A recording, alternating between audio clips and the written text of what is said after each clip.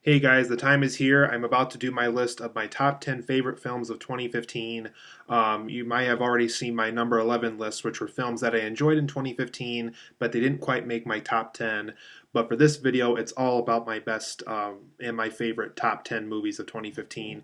These 10 films for me represent great filmmaking, films that I just really enjoyed overall throughout the 2015 film year.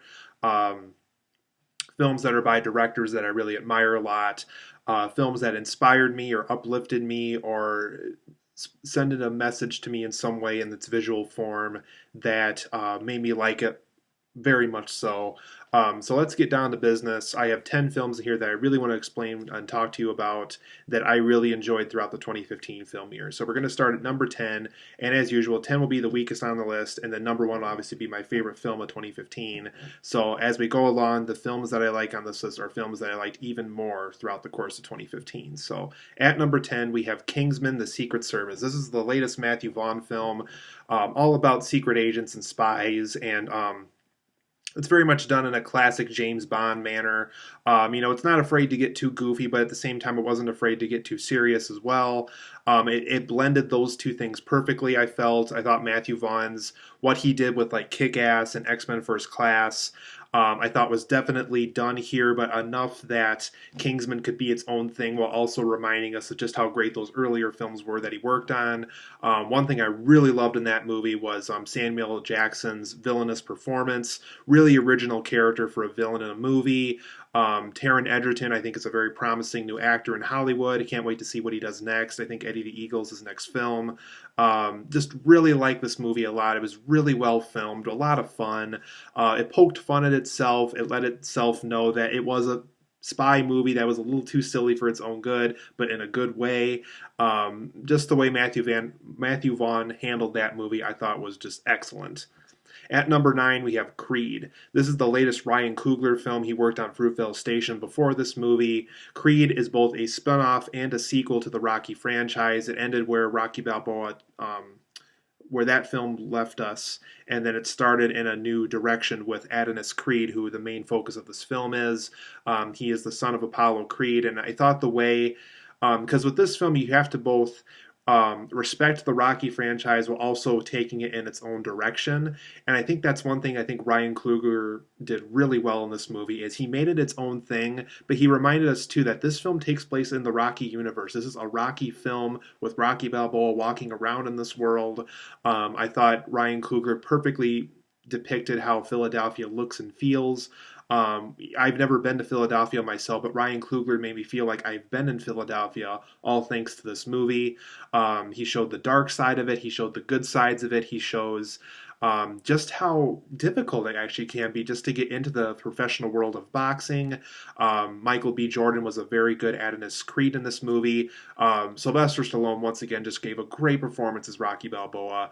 He really is that character. He really embodies what that character is, both on paper and on screen. If he wins the Oscar, he definitely deserves it for Best Supporting Actor. Just really good performance. So, Ryan Coogler, you did a great job with this movie, a great spin off to the Rocky franchise. Creed made it in at number 9 for me. Number 8, we have The Walk, a film that I think didn't get enough respect as I think it should have. This is the latest Robert Zemeckis film, and he worked on Forrest Gump and Castaway and Who Framed Roger Rabbit and Back to the Future and all these huge movies. And I think The Walk is definitely in that same realm as those movies because it is that good. I think The Walk definitely reminded me of just how important it is to dream big, that even if your ideas are very impossible to achieve, the walk reminds us that always chase after those goals. Always be yourself and do it the way that you want to do it. And in the end, people will admire what you did for the world and they'll admire what skill and abilities you bring to the world. And I think the walk, even though this character definitely was doing something that not a lot of people would have the courage to do, walk on that high wire between the World Trade Centers, the film just reminded us that this guy went through so much to be able just to do that for people for that one day, for that one moment. And that that's what life's about. It really is about just chasing after what you really want to do, and in the end, it'll all work out. So The Walk makes it at number 8. Great Robert Zemeckis movie that I think more people should watch. At number 7, we have The Revenant. This is the latest Alejandro Gonzalez Inarritu, if I can even pronounce his name correctly. He recently worked on Birdman, that won for an Academy Award last year for Best Picture. The Revenant, I think, is an even better film. I think this film, whatever the Birdman gave him for fame, I think his fame's going to rise even more through The Revenant. I like how this film was shot on natural daylight. There was no studio lighting in this movie. When the film used CGI, if it even used CGI, it used it so perfectly that you would not even imagine them using CGI for this movie. They used practical effects, which I absolutely love. Leo DiCaprio gave a great physical performance in this movie. It's not a dialogue-driven movie, so definitely a physical performance-driven movie, and it works great. It definitely felt gritty, and you can definitely tell it was harsh. It was a very harsh survival situation for this character, for this real person that happened in real life. The Revenant makes it at number 7. It was a great film and a great experience. At number 6, we have a film that, once again, now people seem to really admire, and I think they should, is Ted 2. Seth MacFarlane, I think he did a great job with this sequel. He went through a lot of pressure. I know that Million Ways to Die in the West didn't do as well as he was hoping it was going to do. I personally didn't see it just because I know he's better than that. But I love Family Guy. I love what he does as a voice actor and animator, and even as a film director with these Ted films. And I thought Ted 2 was just a great way to continue the first Ted movie. It showed us. I liked the idea of the film exploring what it's like to be a person. How Ted kind of views himself as a person, even though the world views him as a talking toy.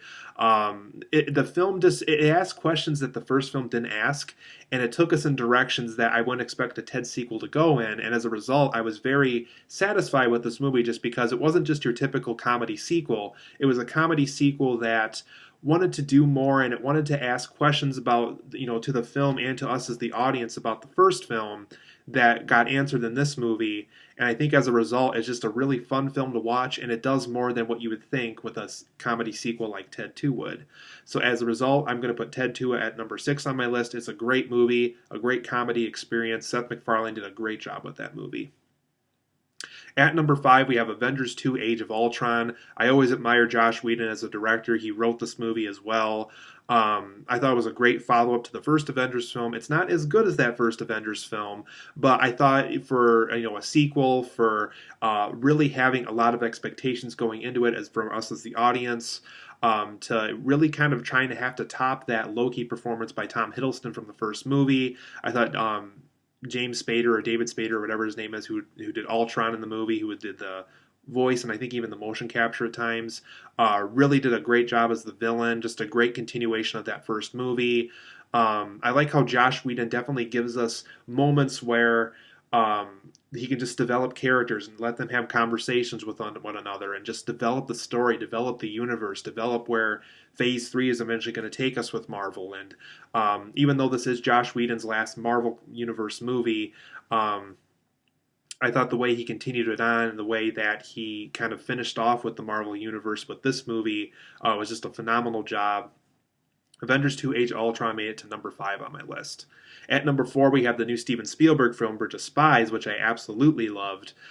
This film had a great, smooth screenplay to it. The Coen brothers wrote it, and you can definitely tell there's little sprinkles of their humor in there. And I think it works well. I think for a film that's very serious and very tense with its subject matter, the Coens weren't afraid to loosen up and tell a good joke every once in a while in the movie while also keeping the film serious.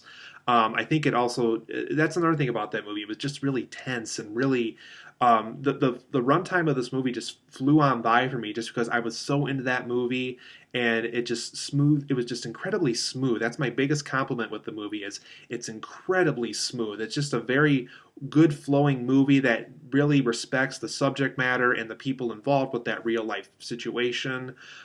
Just a great Steven Spielberg film with just great practical effects when he's allowed to use it in the movie. Steven Spielberg just did a great job at that movie. Bridge of Spies makes it at number 4 on my list. At number 3, we have a film that a lot of people love, including me, throughout the 2015 year, and that is Mad Max 4 Fury Road. George Miller returns to the Mad Max world, and it's his best time yet. I think this is the best Mad Max we've ever gotten, to be honest. I liked it better than The Road Warrior, and I know a lot of people love that movie. I think Tom Hardy was a great Mad Max. I loved all the practical effects. I loved all the real stunt performances they did in it. There was just so many moments in this movie where you're just watching, where you're like, how in the world did they film that? And it's just so incredible to watch. It really is an experience. It really is a 2 hour experience in this world. And I think George Miller, he deserves every credit he's getting for this movie just because it is just so phenomenal to watch. Mad Max 4 Fury Road made it at number 3 on my list. At number 2, we have a film that I think is probably the most original film of 2015, and that's Inside Out by Disney and Pixar.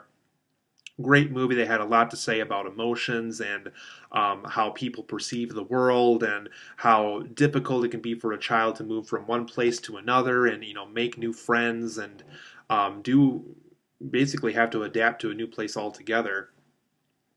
Inside Out was just so original. It was consistently inventive.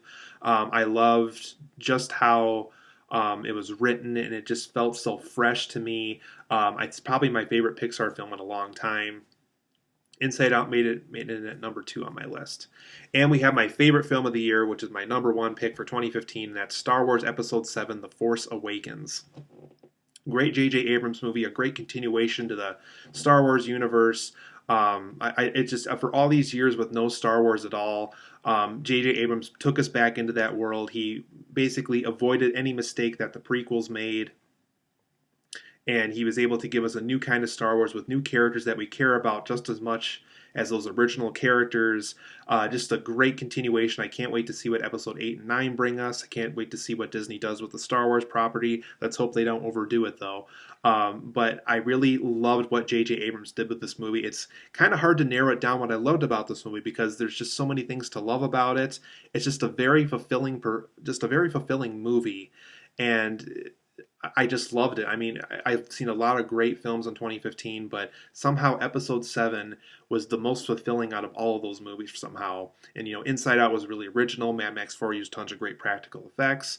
Episode 7 used a ton of practical effects, and somehow it was just extremely fulfilling. I loved, Daisy Ridley and John Boyega and all this new cast members that they have.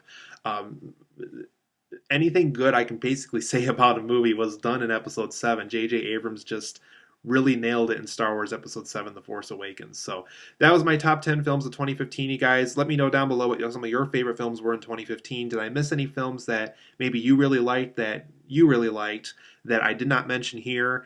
I could have very well mentioned it on my number 11 list for those who saw that. So hope you guys enjoy this list. Let's hope 2016 gives us some great films. But now let's get into the negativity. I got a video coming soon of my worst films of 2015, just films that I view as awful filmmaking.